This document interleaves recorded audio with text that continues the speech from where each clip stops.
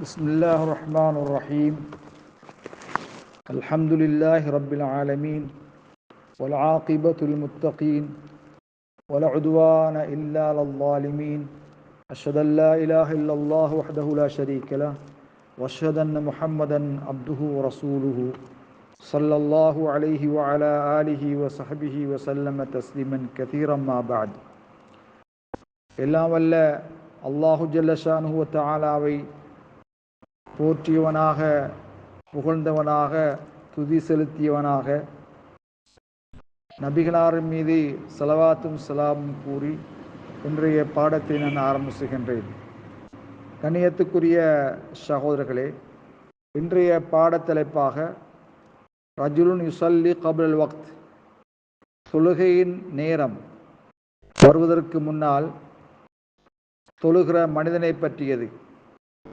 அறியாமையினால், ஜஹல் காரணமாக ஒரு மனிதன் நேரம் வருவதற்கு முன்னால், உதாரணமாக லுஹர் தொழுகையை சூரியன் உச்சியிலிருந்து சாய்வதற்கு முன்னால் தொழுதால் அந்த தொழுகையின் நிலை என்ன, அந்த தொழுகை கடமையை நிறைவேற்றியதாக அமையுமா அமையாதா என்பது சம்பந்தமாக கண்ணியத்துக்குரிய சகோதரர்களே, ஒரு மனிதனுடைய தொழுகை கப்லல் வக்த், நேரம் வருவதற்கு முன்னால் தொழுகின்ற தொழுகை லா துஜ்ஸிஉ அனில் ஃபரீலதி, ஃபர்லான தொழுகையை தொட்டும் அது போதுமையாகாது.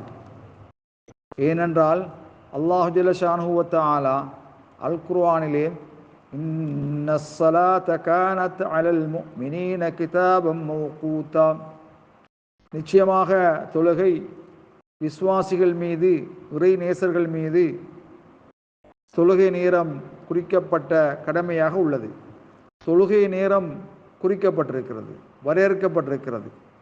அல் குர்ஆன் இவ்வாறு கூறிய போதிலும் நபிகளாருடைய சுன்னாக்கள் இந்த ஆரம்பம் நேரம், அவனுடைய முடிவு எது என்பதை தெளிவாக ஹதீஸிலே தெளிவுபடுத்தப்பட்டிருக்கிறது.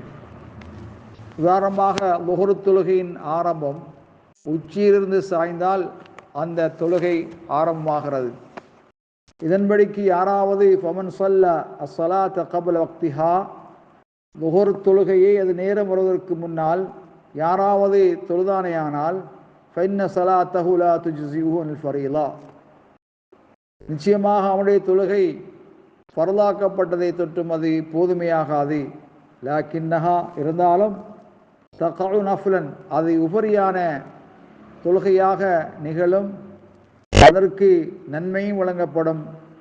நன்மை சவாபு நஃப்லின், உபரியான தொழுகையின் நன்மையாக நன்மை வழங்கப்படும். அதன்படிக்கு வஅலைஹி யுஈத ஸலா பதுகுல் வக்த், நேரம் நுழைந்ததற்கு பிறகு, சூரியன் உச்சியிலிருந்து சாய்ந்ததற்கு பிறகு லுஹரை மீண்டும் தொழுவது அவன் மீது அவசியமாகும். வஸ்ஸலாம்.